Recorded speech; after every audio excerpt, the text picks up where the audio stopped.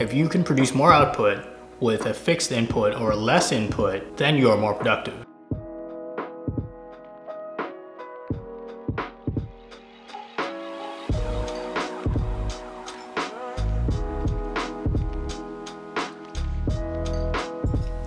What's up guys, and welcome to another video. In today's video I'll be talking about why I work on weekends and whether you should as well. So this video will be based on 3 questions that I think you guys might have, especially those of you who are curious about starting a side project or a long-term project like a YouTube channel, a blog, or maybe even a startup. So the 3 questions are: should you work on weekends? What should you work on weekends? And how you can remain productive during the weekend. So these 3 questions I remember having around a year ago when I wasn't sure if I wanted to be working on weekends or if I wanted to be spending time with my friends and going out and just socializing. So the answer to that is really, it's not one extreme or the other. You don't have to be completely devoted to your work on weekends and that you don't have to sacrifice everything else. But it is a choice that you can make, and it all really depends on how fast you want to be making progress on when it comes to your long-term projects. So first question, should you work on weekends?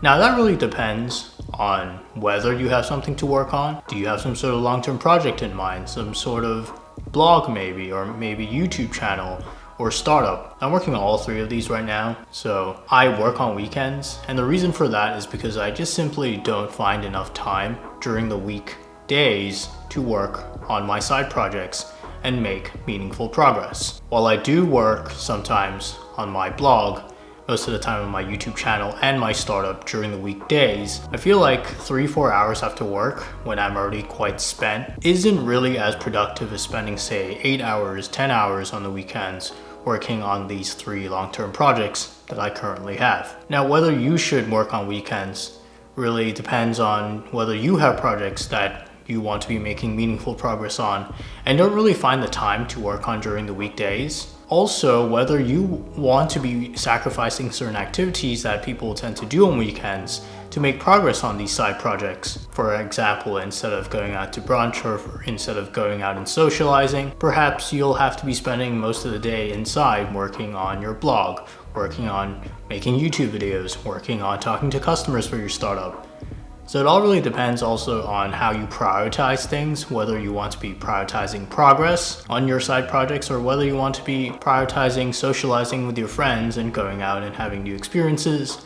I'm not saying one is better than the other. I'm just saying that these are the choices you have to make when deciding on whether you should be working on weekends. So question number 2, what should you be working on? Now that really depends on what you like doing. I think that should be the first thing that you put in mind when you're deciding on what to work on. So the reason why I work on a blog and a YouTube channel and a startup is because I'm very interested in startups, which is why I'm working on a startup. I want to solve a problem that is in the real world. And I find that sometimes I don't have a full grasp of all the concepts I come across when applying them to my startup, so I write about them on my Medium blog.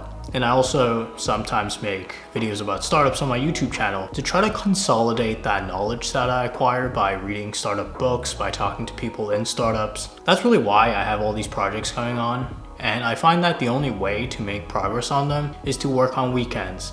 And how I chose these projects was it first started with my interest in startups, and then my interest in writing, and then eventually my interest in filmmaking. So as you can see, it's all interest-based. It's not like I have to do these things. It's not like I feel obligated to do them. I'm just inclined towards all 3 of these activities. So when you're thinking about what to work on during weekends, what you should work on, think about first your interests, and then think about what kinds of long-term goals also that these interests can lead you to. For example, a startup can obviously lead to financial independence. It can lead to owning your own business.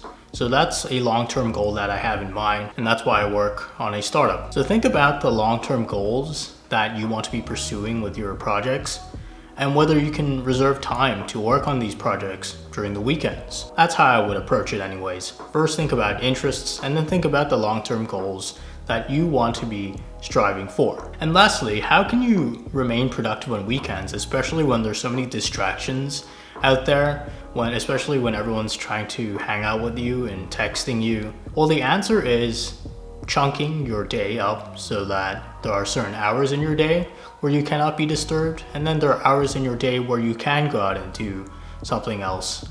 A balance can be struck. It's not like you have to go in one extreme direction where you sacrifice everything so that you can work on the weekends fully on your side projects. I'm not saying that that approach is wrong. You can do that. I've done that. But I recognize that not everyone wants to be sacrificing their entire weekend for their side projects. What you can do is break your day up so that maybe the first 4 hours of your day are devoted to your side projects, say 9 o'clock to 1 p.m. And then after that, 4 hours can be dedicated to spending time with your friends, spending time with your loved ones. And then maybe after dinner, you can be working again on your side projects. So it's easy to get around 6 to 7 hours, honestly, on the side projects that you have going on during the weekends. In fact, I'd say that it's easy to get around 10 hours on these side projects, since you can work 6 to 7 hours on Saturday, maybe 4 hours in the morning, 3 hours in the evening, and then you can do the same on Sunday, maybe 4 hours in the morning and then 2 hours or 1 hour during the evenings. So it's actually pretty easy to honestly structure time to work on your side projects and to offset the distracting nature of all these other commitments you might have. You can just chunk your day up so that there are portions of your day that are devoted to socializing, to other activities, and then there are portions of your day devoted completely to your side projects.